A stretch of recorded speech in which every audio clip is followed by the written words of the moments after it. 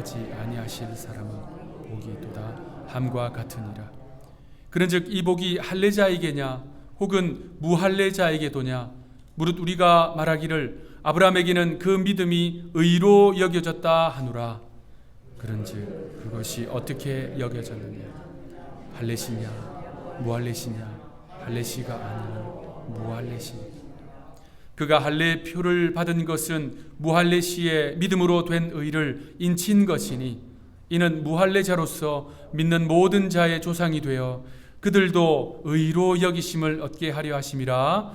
또한 할례자의 조상이 되었나니 곧 할례 받을 자에게뿐 아니라 우리 조상 아브라함이 무할례시에 가졌던 믿음의 자취를 따르는 자들에게도 그러하니라. 아멘. 최근에 모 방송사에서 방영하는 드라마를 본 적이 있습니다. 서울 자가의 대기업 다니는 김부장 이야기라는 제목의 드라마인데요. 아마 여러분 가운데 보신 분들도 계실 겁니다. 몇몇 분들의 눈빛은 압니다 라는 눈빛이고요. 또 몇몇 분들은 목사님 저는 그런 세속적인 드라마 보지 않습니다. 오로지 말씀과 기도에만 집중할 뿐입니다.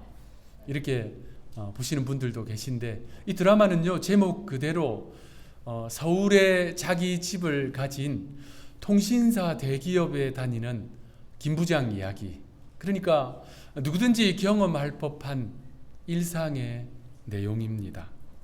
배우 류승용 씨가 김낙수라는 이름의 김부장 역을 맡아서 주연을 한 드라마인데요. 지난 회차에 그 김부장이 선배로부터 좌천의 소식을 전해 듣는 장면이 있었습니다. 이 김부장은 승진을 바라고 최선을 다했는데 믿었던 선배로부터 이제 자신이 좌천되어서 지방으로 가야 한다는 그 소식을 전해 듣고 김부장은요 울부짖으면서 이렇게 외쳤습니다. 선배, 나 아직 쓸모 있는 사람이라고. 그 장면이 최고 시청률을 기록했다고 합니다. 쓸모를 인정받지 못하는 것이 존재 자체를 부정당한다는 의미로 다가오는 자본주의 사회, 또 산업 사회를 살아가는 수많은 사람들에게 공감되었기 때문이겠지요.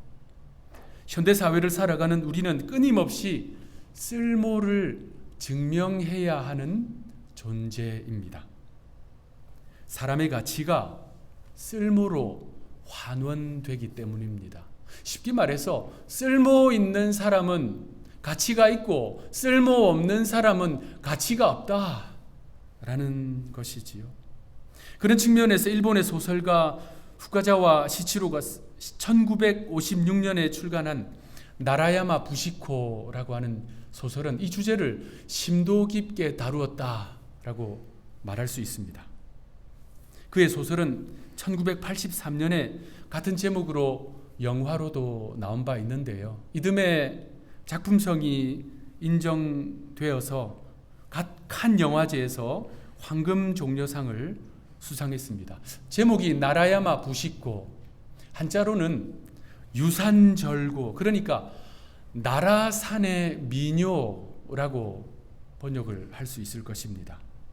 소설 속에 등장하는 그 나라산 산중에 사는 사람들이 부른 민요에 대한 내용인데요. 그 민요의 가사가 충격적입니다.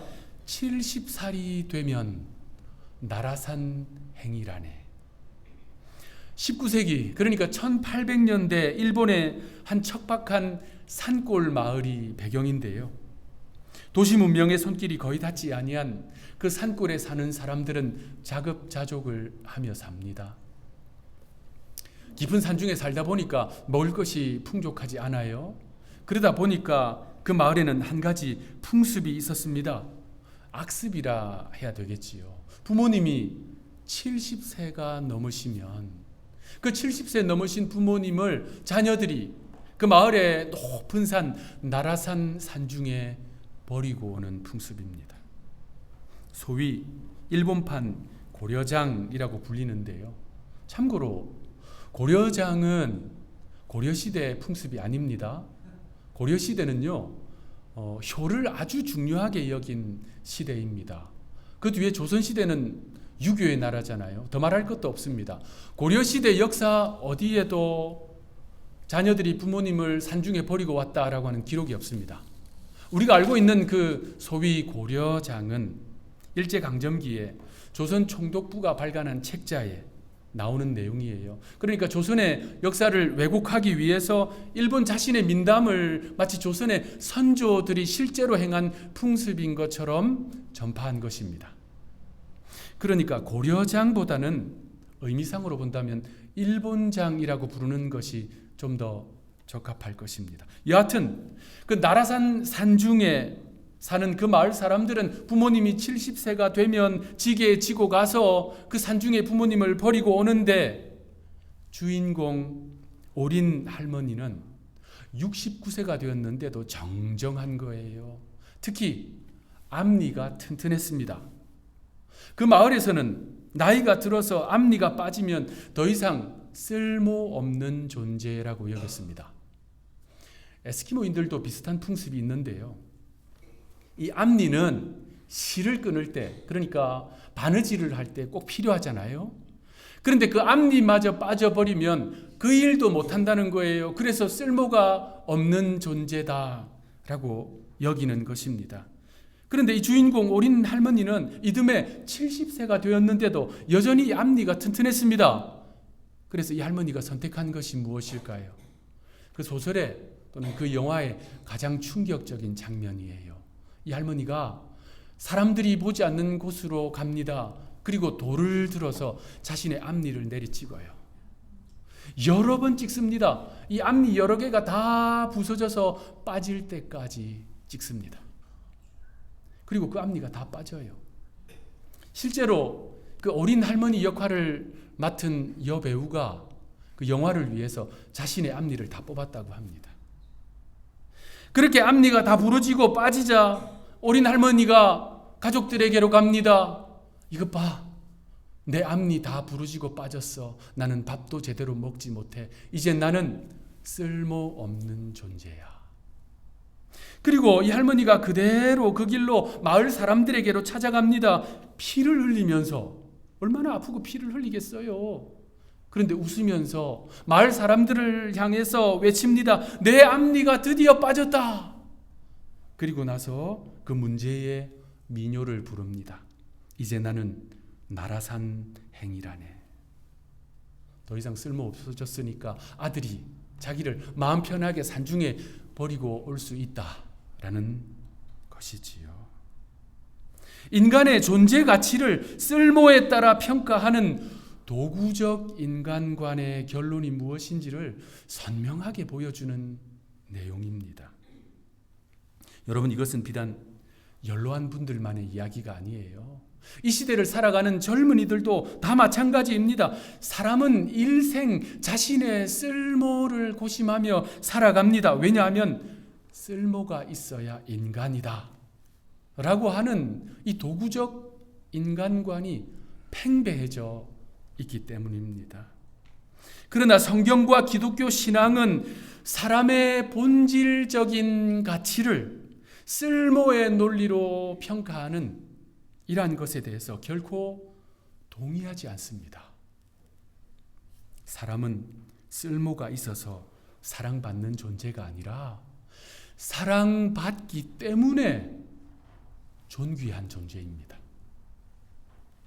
하나님의 사랑은 우리의 쓸모에 따라 달라지지 않습니다.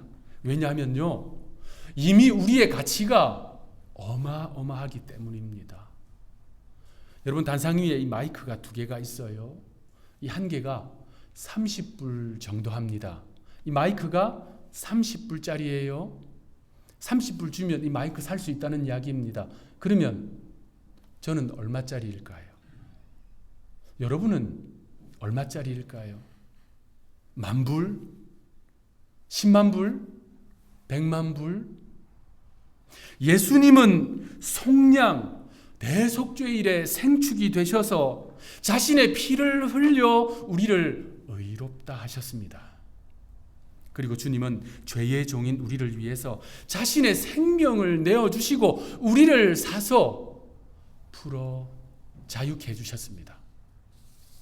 그래서 다시 묻습니다. 그렇다면 저는 얼마짜리일까요? 저는 예수님짜리입니다. 예수님께서 자기 스스로를 속량의 값으로 지불하셔서 저를 사셨기 때문에 저는 예수님짜리지요. 여러분 한 사람 한 사람은 예수님짜리입니다. 한번 따라 하시겠습니다. 나는 손도 따 뭐 하십니까? 나는 예수님짜리입니다. 여러분 믿으십니까? 여러분 앞뒤 좌우에 계신 분들 손 꼭 잡아주시면서 당신은 예수님짜리입니다. 이렇게 인사하겠습니다.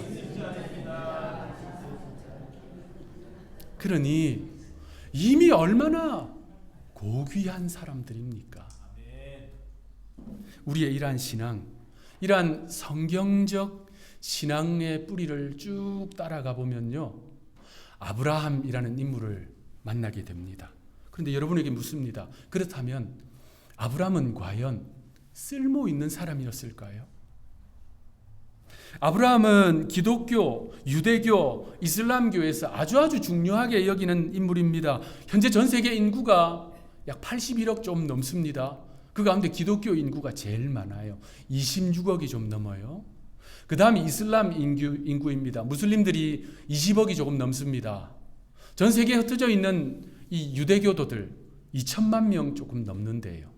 그래서 그 사람들 다 더하면 현재 전 세계 인구의 약 65%, 60에서 65%가 아브라함을 존경하거나 거의 숭배합니다.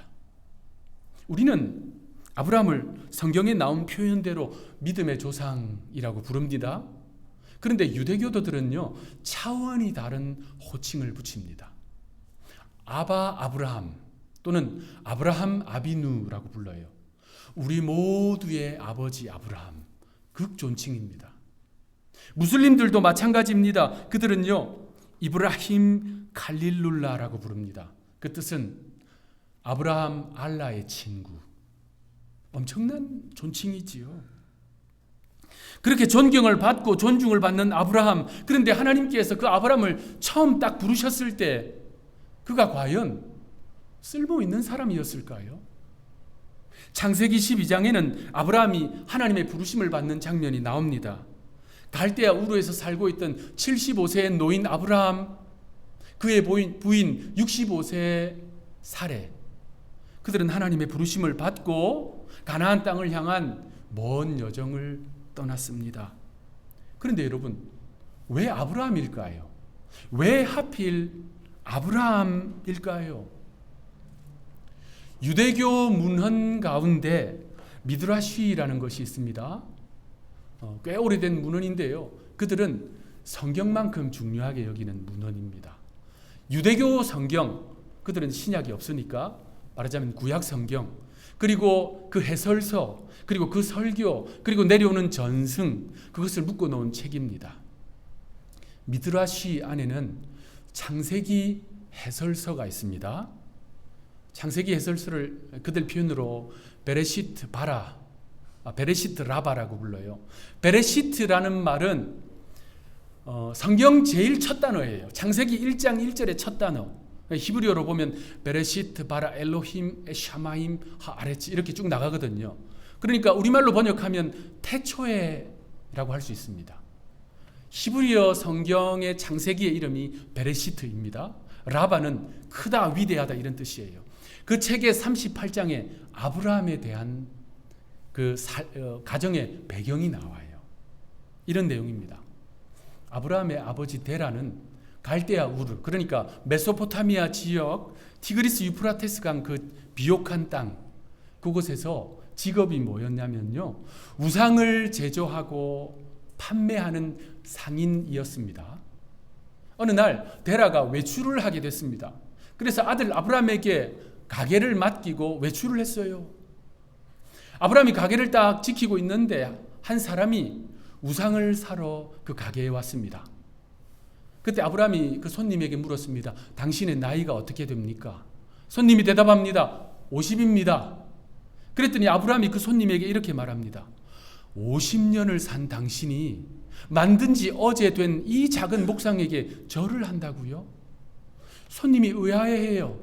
그리고 나서 그냥 떠나버립니다. 그리고 나서 이 아브라함이요, 몽둥이를 들고 목상들을 다 때려 부숴버립니다. 그리고 그 몽둥이를 제일 큰 우상의 손 위에 딱 올려놨어요. 얼마 후 아버지가 돌아왔습니다. 데라가 그 부서지고 난리난 장면을 보고 대노했어요. 그래서 아들 아브라함이 데라에게 이야기합니다. 저 큰 우상이 작은 우상들을 시기해서 저 몽둥이로 다 부쉈습니다. 그랬더니 데라가 이야기합니다. 무슨 이야기를 하는 거냐? 저 우상들은 움직이지도 못하고 말도 못하는데. 그때 아브라함이 아버지에게 이렇게 이야기했어요. 바로 그것입니다. 아버지도 아시지 않습니까? 저렇게 말도 못하고 움직이지도 못하는데 무슨 신이라고 할 수 있습니까? 그 베레시트 라바에는 그 내용을 쭉 기록해 놓고요. 그리고 아브라함에 대해서 이렇게 평가하고 있습니다. 세상 모든 사람이 한쪽 편에 서 있었을 때 아브라함은 다른 편에 홀로 서 있었다. 성경에 나오는 내용 아닙니다. 유대교 문학에 나오는 내용입니다. 유대교 문학에서는 그렇기 때문에 하나님께서 아브라함을 선택하셨다라고 이야기를 하는 거예요. 그런데 우리 성경에는 그런 내용이 없습니다. 성경에 이 아브라함의 그 가정사, 그 족보는 나오지만 그 가정사를 알 수 있는 힌트를 담고 있는 곳은 딱 한 군데 있어요. 여호수아 23장 2절 3절. 제가 읽겠습니다. 여호수아가 모든 백성에게 이르되 이스라엘의 하나님 여호와께서 이같이 말씀하시기를 옛적에 너희의 조상들 곧 아브라함의 아버지 나홀의 아버지 데라가 강 저쪽에 거주하여 다른 신들을 섬겼으나 내가 너희의 조상 아브라함을 강 저쪽에서 이끌어내어 가나안 온 땅에 두루 행하게 하고 그의 씨를 번성하게 하려고 그에게 이삭을 주었으며. 가나안 땅을 다 정복한 여호수아가 백성들을 다 불러 모아놓고 선포한 내용입니다. 아브라함의 아버지 데라가 강 저쪽 메소포타미아 지역에서 거주하면서 다른 신을 숭배했다. 하나님은 아브라함을 그 우상천지의 땅에서 이끌어내사 가나안 땅에 오게 하셨고 이삭을 낳게 하셨다. 그 정도 내용이에요. 그러니까 데라가 그 땅에서 우상을 제조하고 판매하는 상인이었고 아브라함이 결단을 가지고 하나님 편에 서서 그거 다 때려 부쉈기 때문에 부르신 것은 상상의 산물입니다. 성경의 내용은 아닙니다. 그래서 그런 내용을 종합해 볼 때 아브라함은요, 뭐 특별한 별 볼 일 있는 사람은 아니라는 거예요. 만약 하나님께서 쓸모에 따라, 바꾸어 말하면 그의 실력, 그의 능력에 따라 한 민족을 일으킬 사람을 선택하셨다면 아브라함은 그 대상이 아니었을 것입니다. 그 시대, 정확히 겹치는 시대에는 아니지만 그 즈음에 메소포타미아에는요, 위대한 통치자가 있었습니다. 바로 함무라비 왕입니다. 그 시대예요. 함무라비는요, 그 메소포타미아 일대를 다 통일했습니다. 그리고 법을 만들었어요. 그리고 그 법으로 통치했습니다. 함무라비 왕은 힘도 있고 능력도 있고 재력도 있었어요. 따르는 사람들은 얼마나 많았겠습니까? 한마디로 그는 꽤 쓸모 있는 사람이었다는 말입니다. 그런데 하나님은 그를 선택하지 않고 75세의 필부 아브라함을 선택하신 것입니다. 말씀드렸듯이 당시 아브라함은 별로 내세울 것이 없는 사람이었어요. 이 사실은 오늘 본문 로마서도 동의하는 바입니다. 1절 2절 말씀 우리 한 목소리로 읽겠습니다. 시작. 그런즉 육신으로 우리 조상인 아브라함이 무엇을 얻었다 하리요? 만일 아브라함이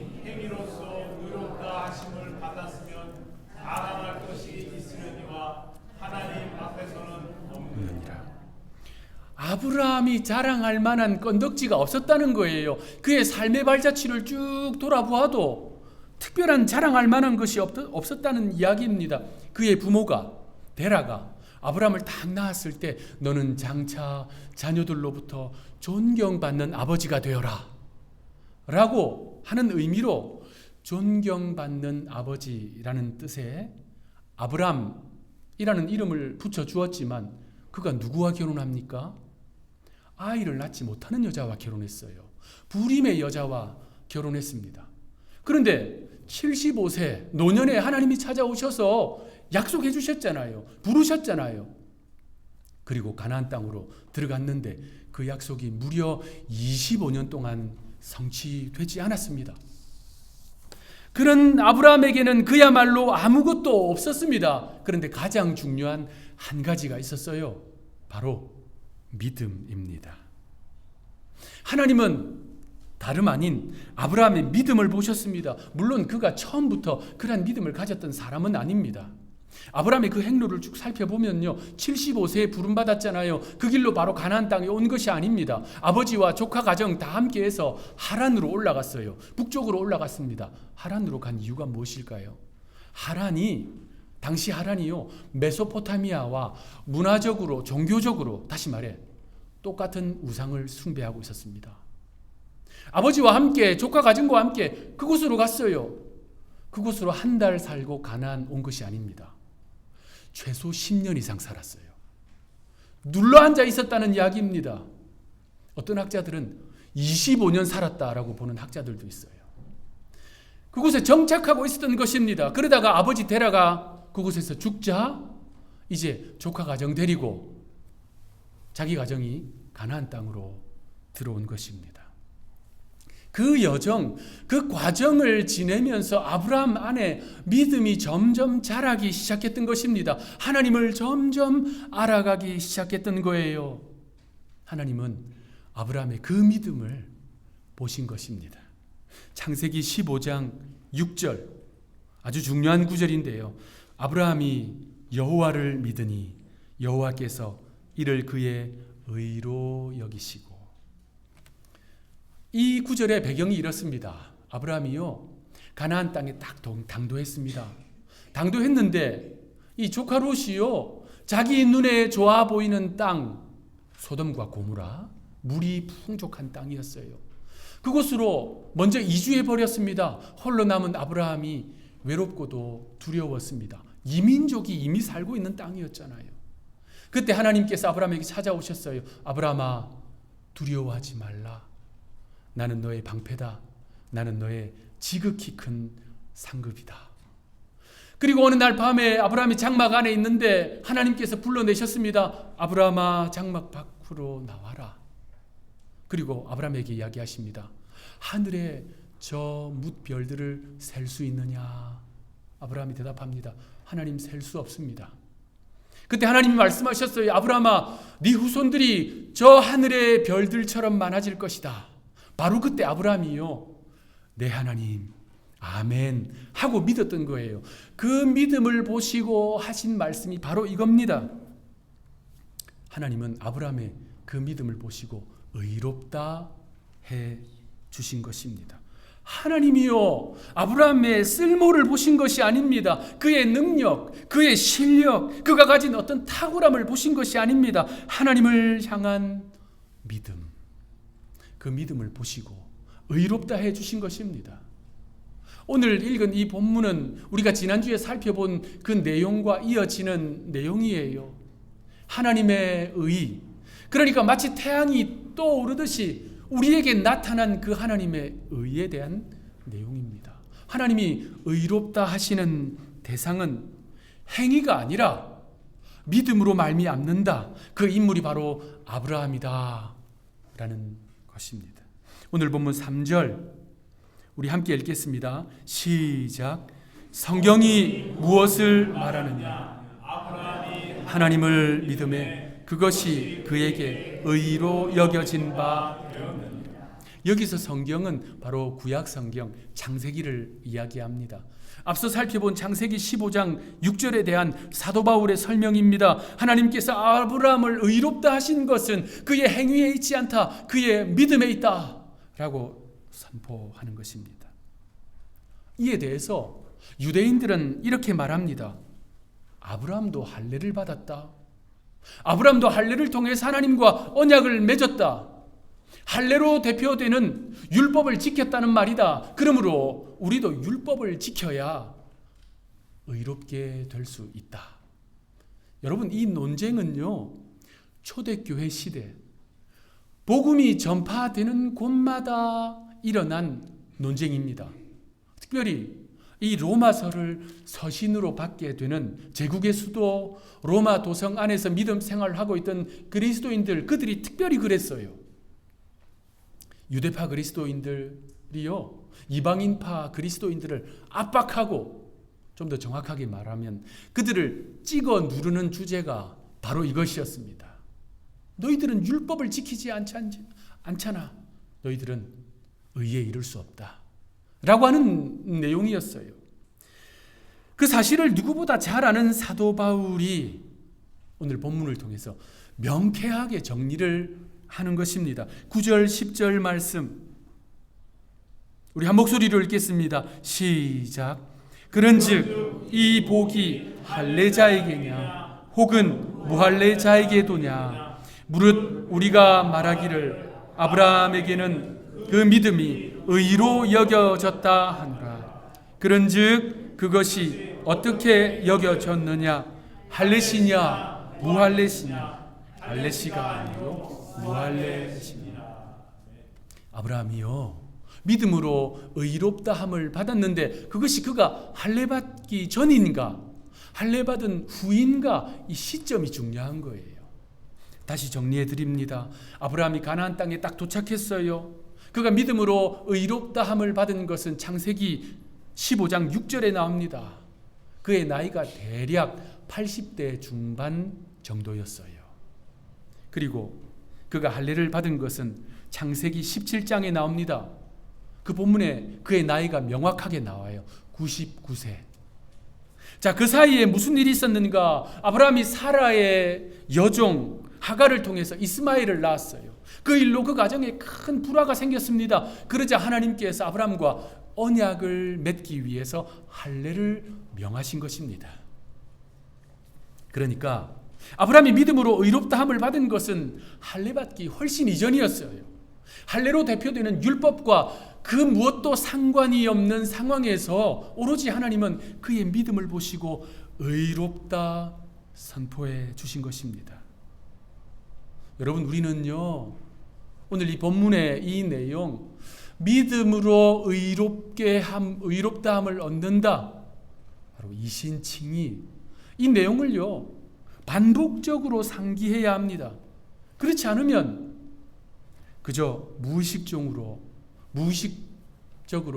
교회에 나오고 예배를 드리고 예물을 드리고 맡은 직분 따라 봉사하고 세상에서 선을 행하면서 그것이 나의 구원받는 의를 더해 줄 것이다 라고 생각하게 됩니다.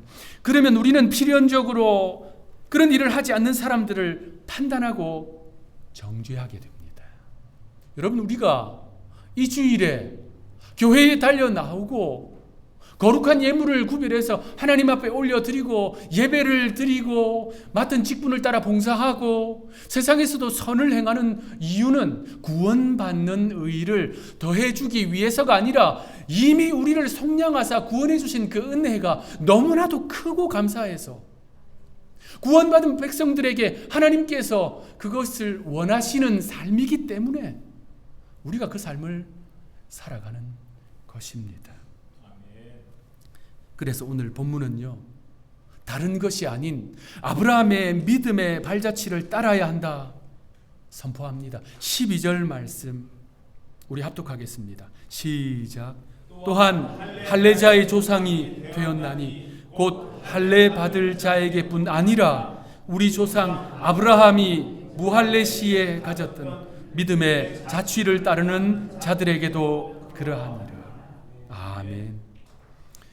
사랑하는 하누리 성도 여러분, 복음서를 살펴보면 우리 예수님께서 이 땅에 오셔서 찾아가 만나신 사람들은 가난한 자, 병든 자, 장애를 가진 자, 갇힌 자, 노인과 어린이, 과부와 이민자, 그리고 세리와 죄인들입니다. 당시 사회적 관점에서 그들 모두는 딱 이 한 단어로 압축이 됩니다. 쓸모없음. 그런데 우리 주님은 전혀 다른 선언을 하십니다. 나는 쓸모있는 사람들을 부르러 온 것이 아니다. 죄인들, 곧 쓸모없다 버림받은 그들을 위해서 왔다. 그리고 주님은 그들을 향해서 손 내미시면서 구원받는 믿음의 자리로 초대하셨습니다. 그러므로 오늘 이 구원의 진리를 여러분의 이 신비 마음판에 아로새겨서 아브라함의 믿음의 발자취를 따라 이번 한 주간 그 믿음을 따라 살아가는 우리 모두가 되기를 구주 예수님의 이름으로 축원합니다. 기도하겠습니다. 그리스도 예수 안에 있는 속량으로 말미암아 하나님의 은혜로 값없이 의롭다 하심을 허락해 주신 주님 감사합니다. 하나님 앞에서 자랑할 것이 없는 저희가 그 은혜를 믿는 믿음으로 의롭게 되는 이 구원의 진리를 항상 붙들게 하옵소서. 나의 의로움과 선행을 앞세우구나 그것으로 타인을 판단하고 정죄하는 일이 결코 일어나지 않도록 저희로 하여금 늘 깨어있게 하옵소서.